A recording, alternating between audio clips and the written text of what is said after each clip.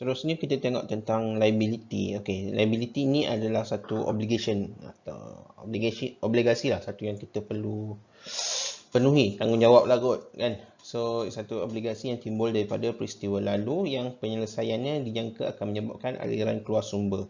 Okey, so maknanya ini maksud liability ni duit akan keluar lah. So dia sumber yang mengandungi manfaat ekonomi atau potensi perkhidmatan dari entiti. Okey. So, liability ini adalah satu tanggungan yang wujud daripada contohnya kita beli barang secara kredit atau kita dapatkan perkhidmatan secara kredit atau kita ada lebihan penerimaan. Okey, atau satu lagi pembiayaan atau pinjaman kewangan. Okey. So, liability boleh terdiri daripada orang perseorangan iaitu pemiutang atau institusi kewangan yang memberi kemudahan kredit atau pinjaman. Okey.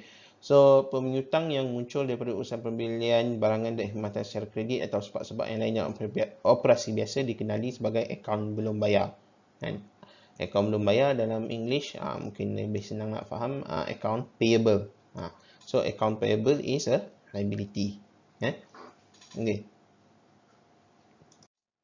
So, liability tanggungan hutang perniagaan kepada pihak luar yang perlu dijelaskan dengan wang tunai, barang atau perkhidmatan. So, liability ini juga dia terbahagi kepada dua. Okey, sama ada liability semasa atau liability bukan semasa. Liability semasa adalah tanggungan hutang yang boleh dijelaskan dalam jangka masa pendek. Kan? Iaitu dalam biasanya satu tempoh perakaunan iaitu setahun lah. Contohnya pemiutang, overdraft bank, belanja accrual expenses, kan? Dan hasil terdahulu. Okey.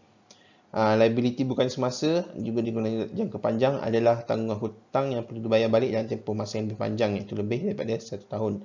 Okey, contohnya pinjaman bank, gadai janji, sebab maksudnya kita buat pinjaman mungkin 5 tahun, 10 tahun atau 20 tahun bergantung, kan?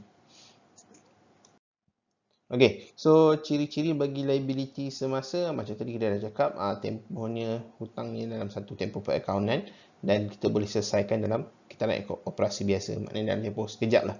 Kan? Liability bukan semasa pula, dia adalah satu tempoh yang panjang, kan? So biasanya ialah satu hutang perniagaan yang akan dibayar balik dalam tempoh perakaunan daripada tarikh obligasi wujud. So selain itu dia adalah liability kepada pihak luar entiti.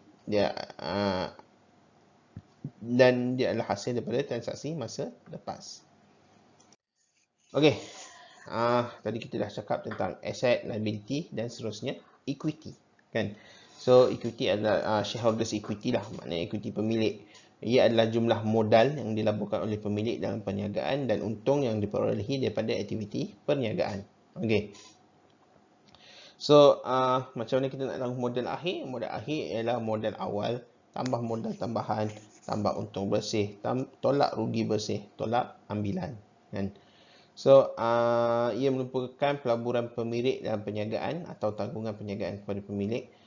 Kalau kita untung, kita akan tambah kepada shareholders equity. Tapi kalau rugi, bisnes rugi, dia akan mengurangkan shareholders equity.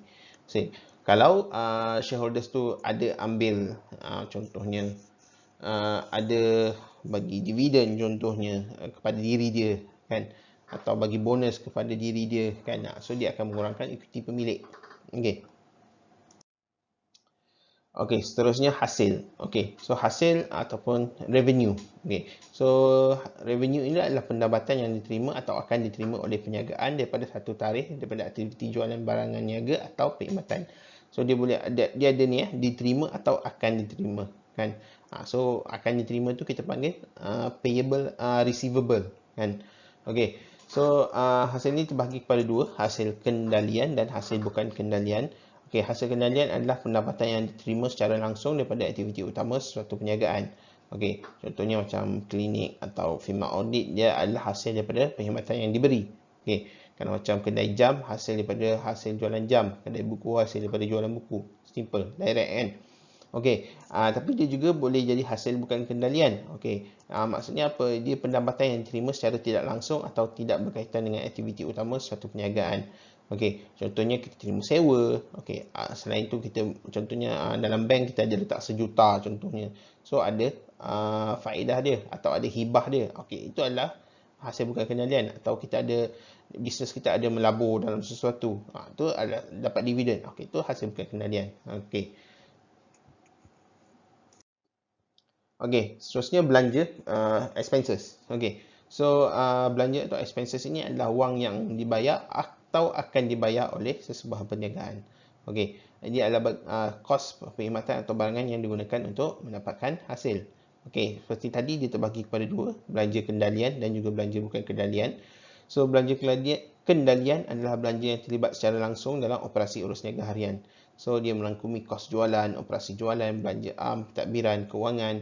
Okay, contohnya sewa kedai, gaji pekerja, promosi, insurans, alat tulis dan sebagainya. Mana yang ni yang kita nampak lah, yang direct kita bayar setiap bulan kan. Okey.